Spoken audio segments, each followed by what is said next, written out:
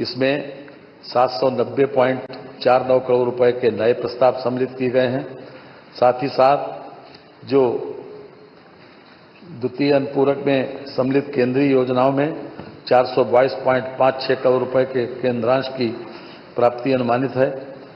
इसमें जो हमने कंटिजेंसी से पैसा लिया था 30 करोड़ 48 लाख, उसका भी प्रस्ताव मान्यवर इसमें शामिल है, उसकी प्रतिपूर्ति का। इसके साथ ही जो ऊर्जा विभाग के लिए 8,587.27 करोड़ रुपए, वित्त विभाग के लिए 2,438.63 करोड़ रुपए, परिवार कल्याण विभाग के लिए 1,592.28 करोड़ रुपए, पशुधन के लिए 1,001 करोड़ रुपए, लोक निर्माण विभाग के लिए 805 करोड़ रुपए, प्राथमिक शिक्षा विभाग के लिए 515 करोड़ रुपए, सूचना विभाग 505 करोड़ रुपए, पंचायती राज विभाग के लिए 454.01 करोड़ रुपए तथा चिकित्सा शिक्षा एवं प्रशिक्षण विभाग 354.58 करोड़ रुपए।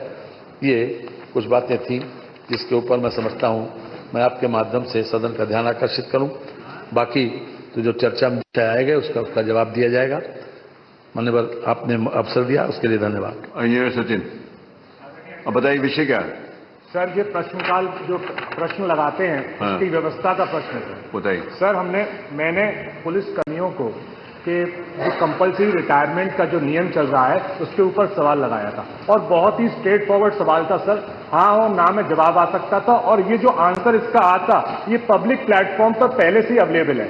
मेरा सिर्फ विषय ये था कि इस प्रश्न के माध्यम से सदन के पटल पे मैं पुलिस कर्मियों की जो दिक्कतें चल रही हैं और मैं उसको दिखवाऊंगा। हाँ सर, इसको प्लीज दिखवा दीजिए क्योंकि पुलिस कर्मियों से जुड़ा हुआ पुलिस फोर्स से जुड़ा हुआ सवाल था सर। मैं प्रश्न अनुभाग से इसकी जानकारी मतलब हेल्थ से जुड़ा हुआ, उनकी लाइफस्टाइल से जुड़ा हुआ सवाल था। इस योजना के तहत उनको सर बहुत दिक्कतें हो रही हैं। वो विषय नहीं है, विषय कि ग्राह्य है कि नहीं ग्राह्य, मेरा केवल इतना, वो सरकार ने बहुत स्ट्रेट फॉरवर्ड था। वो स्ट्रेट फॉरवर्ड गवर्नमेंट ने आंसर देना। I am not concern about that. जी सर, मेरा कंसर्न ये है कि आपका जो प्रश्न नहीं आया वो अगर वो नियम के हिसाब से आना चाहिए था तो आना चाहिए, नहीं आया तो उसके ऊपर सिर्फ मैं सीमित हूं, उसकी मैं जानकारी करूंगा। बस संख्या 3 माननीय मुख्यमंत्री जी। आपकी अनुज्ञा से राज्य कर अनुभाग 2 की अधिसूचना संख्या 718/11-2-24-9 ब्रैकेट में 47-17 TC 257 उत्तर प्रदेश अधिनियम -1-2017 आदेश ब्रैकेट में 318-2024 दिनांक 5 अगस्त 2024 को उत्तर प्रदेश माल और सेवा कर अधिनियम 2017 उत्तर प्रदेश अधिनियम संख्या 1 सन 2017 की धारा 166 के अधीन सदन के पटल पर रखता है। मत संख्या 4 माननीय मुख्यमंत्री। माननीय आपकी अनुज्ञा से राज्य कर अनुभाग 2 की अधिसूचना संख्या 720/11-2-24-9 ब्रैकेट में 47-17 TC -259 उत्तर प्रदेश अधिनियम 1/2017 आदेश ब्रैकेट में 319-2024 दिनांक 5 अगस्त 2024 को उत्तर प्रदेश माल और सेवा कर अधिनियम 2017 ब्रैकेट में उत्तर प्रदेश अधिनियम संख्या 1 सन 2017 की धारा 166 के अधीन सदन के पटल पर रखता हूँ।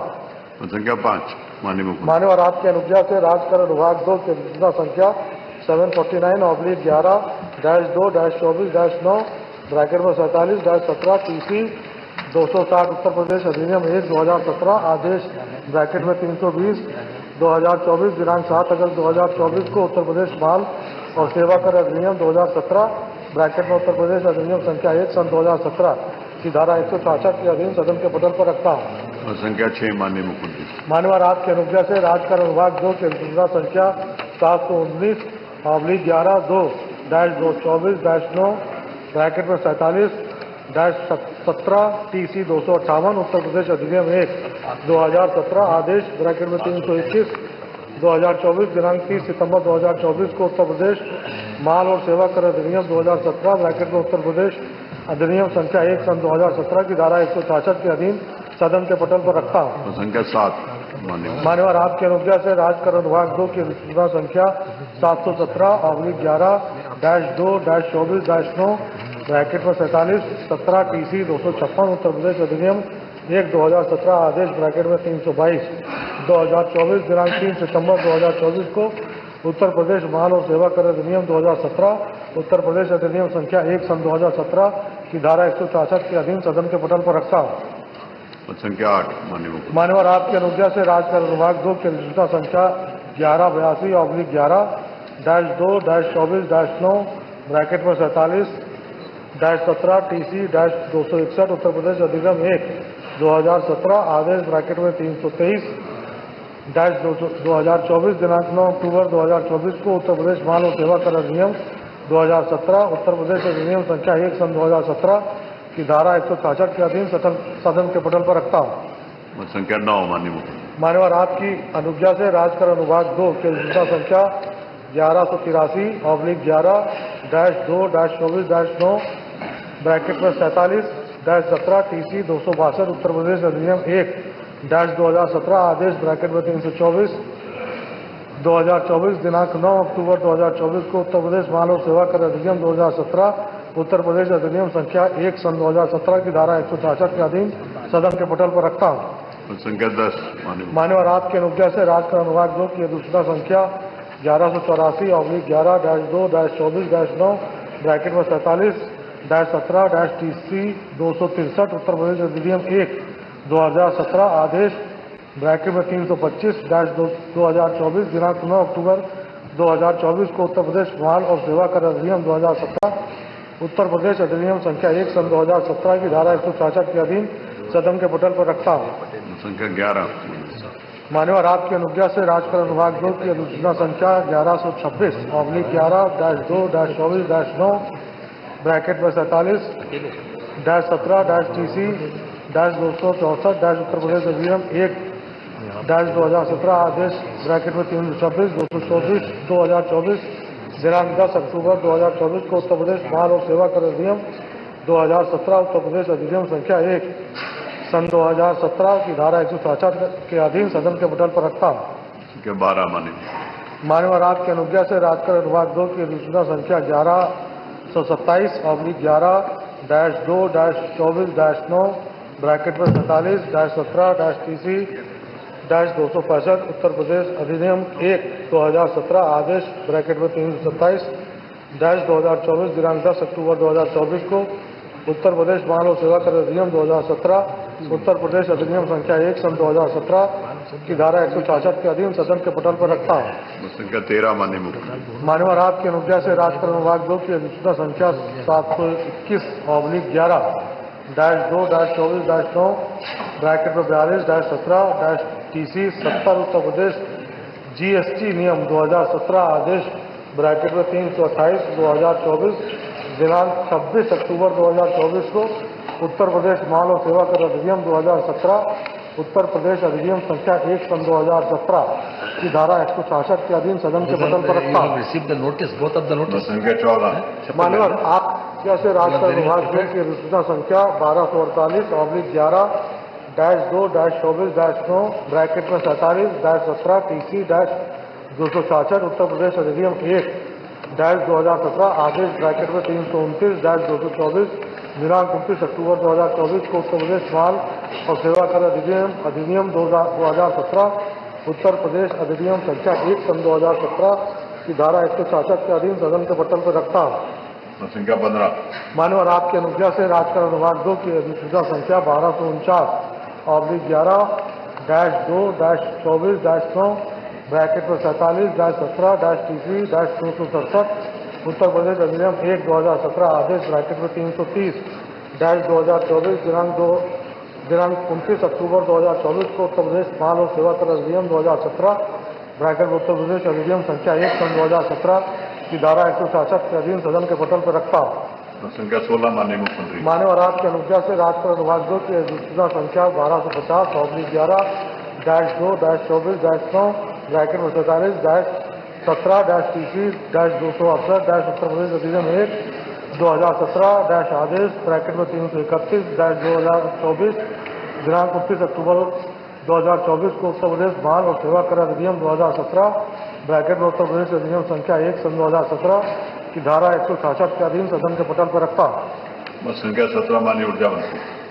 माननीय अध्यक्ष महोदय, मैं आपकी अनुज्ञा से ऊर्जा विभाग 1 के दक्षिणांचल विद्युत वितरण निगम लिमिटेड का 20वां वार्षिक प्रतिवेदन 2022-2023 को कंपनी अधिनियम 2013 की धारा 395(1)(b) के अधीन विलंब के कारण सहित सदन के पटल पर रखता हूं।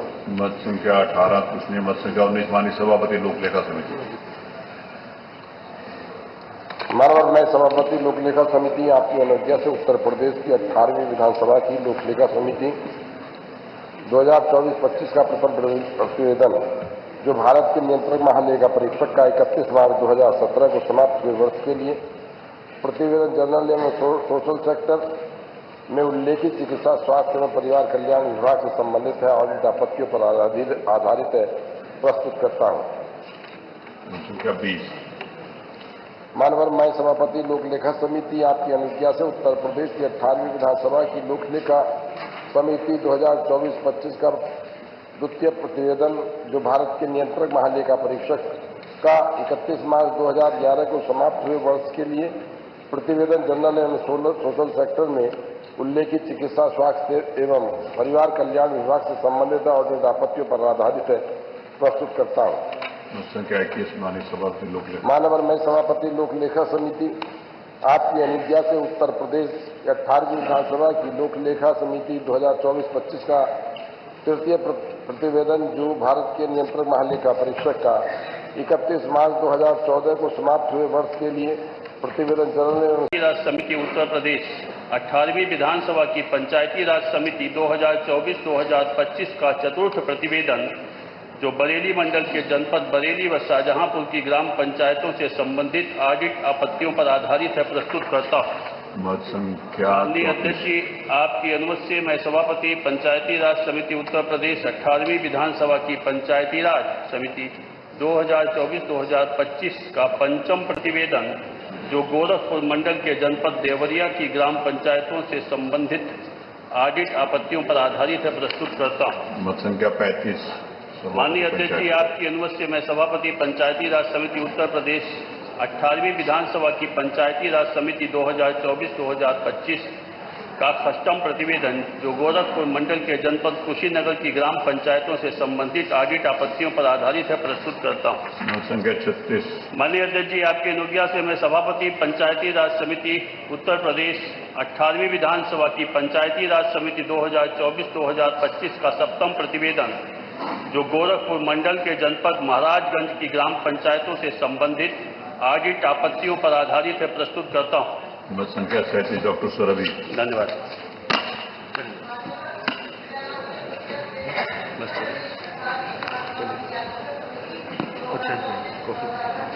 का प्रथम प्रतिवेदन जो आवास एवं शहरी नियोजन विभाग से संबंधित है प्रस्तुत करती हूँ। मत संख्या 38 डॉक्टर सुरभि। मान्यवर, मैं आपकी अनुज्ञा से उत्तर प्रदेश 18वीं विधानसभा की याचिका समिति 2024-2025 का द्वितीय प्रतिवेदन जो गृह विभाग से संबंधित है प्रस्तुत करती हूँ। मत संख्या 39 डॉक्टर सुरभि। मान्यवर, मैं आपकी अनुज्ञा से उत्तर प्रदेश 18वीं विधानसभा की याचिका समिति 2024-2025 का तृतीय प्रतिवेदन जो नमामि गंगे तथा ग्रामीण जलापूर्ति विभाग से संबंधित है प्रस्तुत करती हूँ। मत संख्या 40 विशेषाधिकार टॉपिक में मत संख्या 41 याचिकाएं के प्रस्तुतिकरण है। श्रीमती अर्चना Pandey. The tenure of that assembly will not be for 5 years, sir. This in itself is a violation of parliamentary democracy which envisages a tenured legislature. Sir, constitutional scheme makes it clear that once elections are conducted, the House should have a right to function for next 5 years. This is a violation of basic structure. That such a provision is being done for administrative convenience, not for constitutional purpose.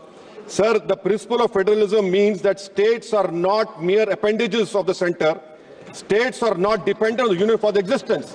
This is the violation of federalism, sir. Sir, in conclusion, Parliament is not competent to make any law that violates fundamental rights or the basis of the Constitution, sir. This bill indirectly introduced a presidential style of democracy. This bill is based on maximizing political gain and convenience. This bill will finish off regional parties. This bill is only brought in to massage the ego of the supreme leader. Thank you, sir. I oppose this bill. K. Radhakrishnan.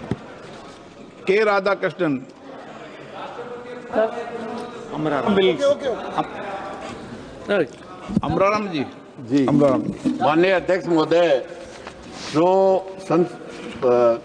संविधान संशोधन 129 में जो संशोधन लाने के लिए लाए हैं बिल, मैं और मेरी पार्टी इसका विरोध इसलिए करती है कि ये बिल इस देश की संवैधानिक संस्था संविधान और जनतंत्र को खत्म करके तानाशाही की ओर बढ़ने का काम है। इससे ज्यादा कुछ नहीं है, क्योंकि आप खर्चे की बात करते हैं, जिसको 1 साल होगा उसके 4 साल में आपके जनतंत्र की हत्या करने का काम ये संविधान संशोधन, ये जो बिल लेके आए हैं, ये करने का काम करेगा। आइंदा भी निश्चित रूप से आप बताइए, लोकल बॉडी जो पंचायत और नगर पालिकाएं स्टेट गवर्नमेंट का है, उसको भी आप लेना चाहते हैं। क्यों लेना चाहते हैं कि एक हमारा ही चलेगा, बाकी देश का किसी भी राज्य का जो भिन्न भिन्न संस्कृति है, भाषा है, उसके अनुसार हमारे देश के संविधान ने उनको राज्यों को बनाया है, उनकी विधानसभा बनाया है, उनके अधिकार हैं, वो सब अधिकार आप इस बात के माध्यम से यहाँ लेना चाहते हैं। और केवल इसलिए कि तानाशाही फासिस्ट जो ताकत आप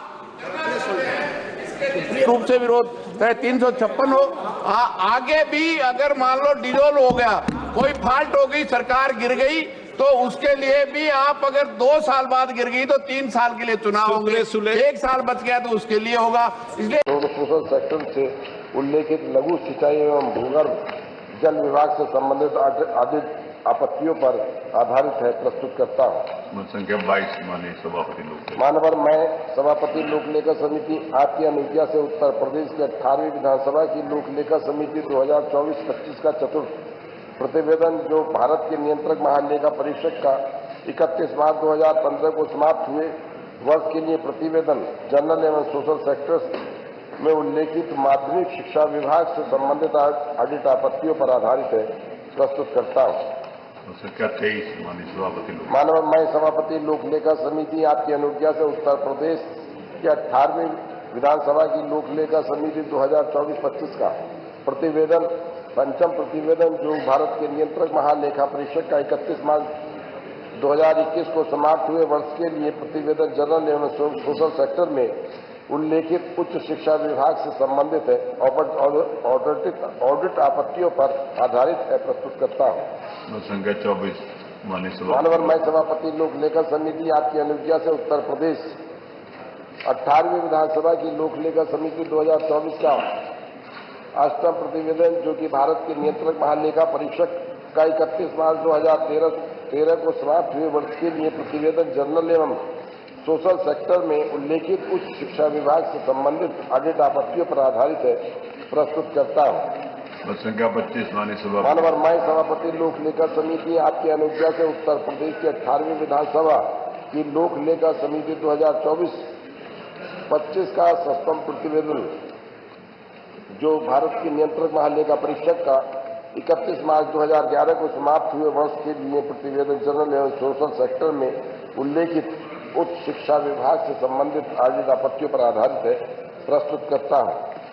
26 मानवर मैं सभापति लोक लेखा समिति आपकी अनुज्ञा से उत्तर प्रदेश की 18वीं विधानसभा की लोक लेखा समिति 2024-25 का 8वां प्रतिवेदन, जो भारत के नियंत्रक महालेखा परीक्षक का 31 मार्च 2017 को समाप्त हुए वर्ष के लिए प्रतिवेदन जनरल एवं सोशल सेक्टर में उल्लेखित लोक निर्माण विभाग से संबंधित ऑडिट आपत्तियों पर आधारित है, प्रस्तुत करता हूँ।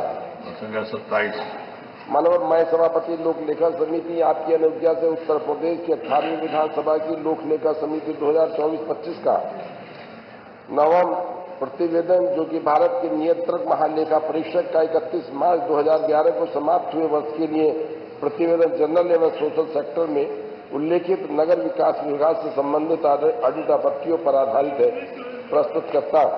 संख्या 28 मानव मैं सभापति लोक लेखा समिति आपकी अनुज्ञा से उत्तर प्रदेश 18वीं विधानसभा की लोक लेखा समिति 2024-25 का 10वां प्रतिवेदन, जो भारत के नियंत्रक महालेखा परीक्षक का 31 मार्च 2016 को समाप्त हुए वर्ष के लिए प्रतिवेदन जनरल एवं सोशल सेक्टर में उल्लेखित अल्पसंख्यक कल्याण विभाग एवं वक्फ विभाग से संबंधित आपत्तियों पर आधारित है, प्रस्तुत करता हूँ। संख्या 29 मानव मैं सभापति लोक लेखा समिति आपकी अनुज्ञा से उत्तर प्रदेश की 18वीं विधानसभा की लोक लेखा समिति 2024-25 का 11वां प्रतिवेदन, जो भारत के नियंत्रक महालेखा परीक्षक का 31 मार्च 2010 को समाप्त हुए वर्ष के लिए प्रतिवेदन जनरल एवं सोशल सेक्टर में उल्लेखित चिकित्सा स्वास्थ्य एवं परिवार कल्याण विभाग से संबंधित ऑडिट आपत्तियों पर आधारित है, प्रस्तुत करता हूं। मत संख्या 30 सभापति पंचायती राज। मैं सभापति पंचायती राज समिति उत्तर प्रदेश 18वीं विधानसभा की पंचायती राज समिति 2024-2025 का प्रथम प्रतिवेदन जो कानपुर मंडल के जनपद औरैया तथा कानपुर देहात की जिला पंचायतों से संबंधित ऑडिट आपत्तियों पर आधारित है, प्रस्तुत करता हूं। मत संख्या 31। माननीय अध्यक्ष जी, आपकी अनुज्ञा से मैं सभापति पंचायती राज समिति उत्तर प्रदेश 18वीं विधानसभा की पंचायती राज समिति 2024-2025 का द्वितीय प्रतिवेदन जो कानपुर मंडल के जनपद फर्रुखाबाद की ग्राम पंचायतों से संबंधित ऑडिट आपत्तियों पर आधारित है, प्रस्तुत करता हूं। इसका 32 माननीय सभापति। माननीय अध्यक्ष जी, आपकी अनुज्ञा से मैं सभापति पंचायती राज समिति उत्तर प्रदेश 18वीं विधानसभा की पंचायती राज समिति 2024-2025 का तृतीय प्रतिवेदन जो कानपुर मंडल के जनपद कानपुर देहात व कानपुर नगर की ग्राम पंचायतों से संबंधित ऑडिट आपत्तियों पर आधारित है, प्रस्तुत करता हूं। संख्या 33। माननीय अध्यक्ष जी, आपकी अनुमति से मैं सभापति पंचायत डिटेल चर्चा करेंगे, बात करेंगे। सुप्रिया सुले चर्चा कराई और आज 2 दिन बाद में उसी संविधान को तहस नहस करने के लिए बिल लेके आए हो। इसका हमारी पार्टी बिल्कुल विरोध करती है। Supriya Sule. Thank you, sir.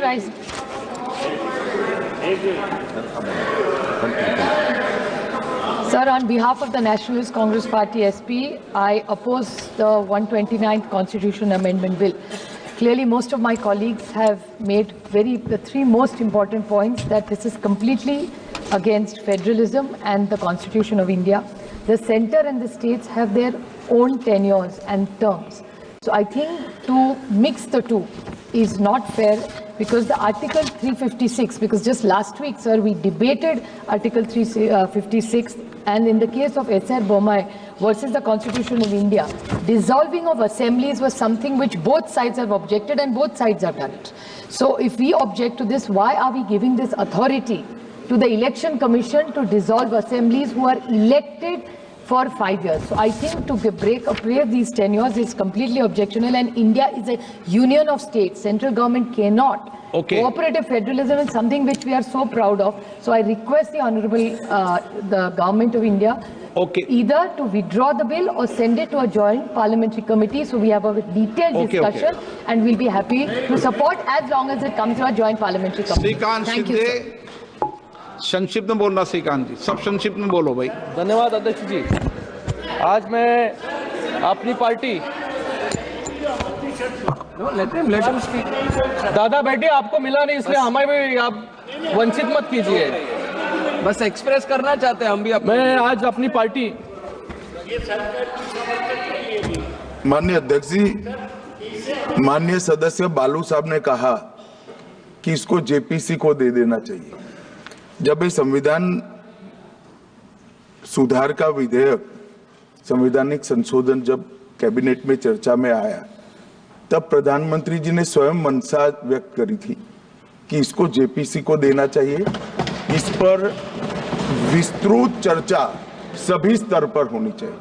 इसलिए मुझे लगता है कि इसमें सदन का ज्यादा समय जाया करे बगैर, अगर मंत्री जी कहते हैं कि इसको जेपीसी को सौंपने के लिए वो तैयार है, तो जेपीसी में सारी चर्चा होगी, और जब जेपीसी के रिपोर्ट के आधार पर कैबिनेट इसको पारित करेगी, तब भी फिर से चर्चा होनी है। तो मैं मानता हूं कि माननीय मंत्री जी अगर जेपीसी में रखने की इच्छा व्यक्त करते हैं, तो यहीं पर एक चीज समाप्त हो जाएगी। अध्यक्ष जी, जो ये चर्चा हुई है, इसका जवाब देने के बाद जो नियम 74 है, जिसमें मैं एप्रोप्रिएट जो मोशन ला करके और जेपीसी के गठन का प्रस्ताव निश्चित रूप से करूंगा, निश्चित रूप से जेपीसी के गठन का प्रस्ताव करूंगा। रूल 74 के तहत जेपीसी के गठन का प्रस्ताव है और सरकार की इच्छा भी है। श्रीकांत शिंदे जी, संक्षिप्त में मैं सबको बोलने का मौका दूंगा, लेकिन 1-1 मिनट में अपनी बात करें। विषय पर समाप्त कर दे।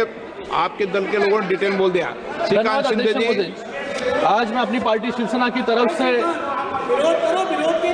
129 कॉन्स्टिट्यूशन अमेंडमेंट बिल और यूनियन टेरिटरीज अमेंडमेंट बिल पर बोलने के लिए खड़ा हूं। मैं शिवसेना और हमारे नेता एकनाथ शिंदे जी की तरफ से इस बिल का पूरी तरीके से समर्थन करता हूं और आज यहां पर विपक्ष वाले 6 महीने से हर एक मुद्दे को असंवैधानिक बताने की कोशिश यहां पर कर रहे हैं। मुझे लगता है कि रिफॉर्म शब्द जब ये आता है तभी कांग्रेस को रिफॉर्म शब्द से ही एलर्जी यहां पर मुझे लगता है कि कांग्रेस को है। यहां पर सभी लोग संविधान की बात कर रहे हैं सर, हर एक व्यक्ति यहां पर उठकर संविधान समझा रहा है। मुझे लगता है मैं इनको याद दिलाना चाहूंगा कि 1975 में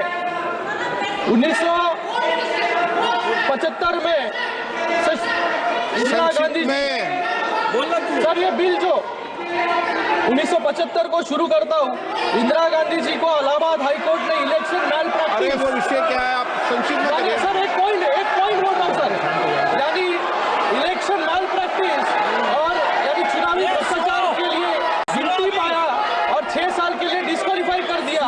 उस जज के साथ कैसा व्यवहार हुआ ये पूरा देश यहाँ पर जानता है और सिर्फ 3 दिन में 29वां संविधान संशोधन लाकर प्रधानमंत्री, राष्ट्रपति और लोकसभा अध्यक्ष को जुडिशियल रिव्यू से बाहर कर दिया। ये इनका संविधान है सर, ये federalism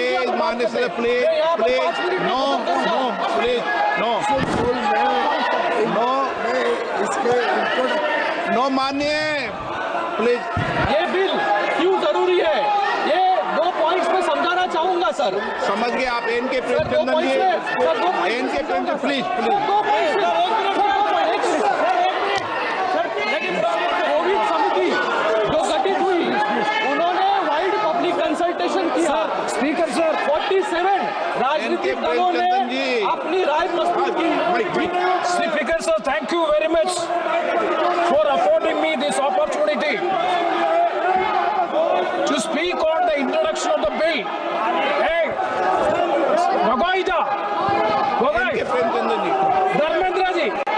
Dharmendra ji, sir, N K Premchand. Thank you very much, Mr. Speaker, sir, for affording me this opportunity to oppose the introduction of the bill. Please, on behalf of my party. Sir, on behalf of my party. एक second sir Covid समिति की report है, उन्होंने wide public consultation किया sir कि 47 राजनीतिक दलों ने अपनी राय प्रस्तुत की जिसमें 32 दलों ने वन नेशन वन इलेक्शन को समर्थन किया। ये दिखाता है कि देश के अधिकतर Supriya ji, sir on behalf of my party, क्या तरीका है sir on behalf of my party, sir speaker sir Jagojji, Speaker sir, on behalf of my party, Revolutionary Socialist Party, RSP, I vehemently oppose the introduction of the bill, this Constitution Amendment Bill. Sir, on 3 grounds, I will confine to the points the legislative competence only. I fully associate with the observations made by, very crisply, he has made it in a very good sense. I fully associate with the submission made by Sri Manish Tiwari ji. Sir, 3 grounds. Number 1 is, it attacked the basic root of federalism of the Constitution. And number 2, the provisions of the bill are uncertain and not clear regarding the conduct of elections in the Legislative Assembly subsequent to the notification making the appointed date. And the third one is, the statement of objects and reasons are not satisfying the contents of the bill. And one more thing is there, Article 368, I will elucidate it further. Sir, regarding, sir, I will be fully within the scope. Sir, drastic structural change in the electoral process in the legislative assemblies. All the states should have been properly consulted before bringing this legislation. I fully agree with the other learned members have already cited. By virtue of this bill, if it is made in law, definite, the state legislative assembly and the state will become the subordinates to the House of the People and the union government. That is essentially against the basic principles of the federal character. And see, sir, Article 368, I do agree with the government. Article 368 does not expressly mention about the legislature's consent, that is more than half of the legislative assembly's concurrence regarding this provision. But I would like to quote a case, that is Kinto Holohan versus Chichilu. In 1993, the 52nd Amendment was challenged. The validity of the 52nd Amendment was challenged in the Supreme Court, and the Supreme Court has struck down 2 paragraphs of this act passed by the Parliament, 52nd Amendment, only because of the reason, those, sir, very technical point, sir, though there is no explicit provision in Article 368 so as to have the consent of the more than half of the legislature, even then the Honorable Supreme Court has struck down 2 paragraphs of 52nd Amendment Bill, which is included in the 10th schedule. Included in the 10th schedule, disqualification of members due to defection by virtue of the anti-defection law. So, sir, the state has to be properly consulted. Federal character is good, and the third is a practical. I would like to know. जिनका नाम दिया गया, अगर वो हैं तो बता देंगे, उनको उसमें लिख कर लीजिए। आज नियम 56 के अंतर्गत 9 सूचनाएं प्राप्त हुई। शलाका के आधार के ऊपर जिन प्रथम 2 सूचनाओं को सुना जाएगा, डॉक्टर संग्राम यादव, पंकज मलिक, प्रदेश में बढ़ती हुई बेरोजगारी। मेरा इसमें निवेदन है कि ये क्योंकि माननीय संसदीय कार्य मंत्री जी से चर्चा हुई थी, तो उन्होंने कहा कि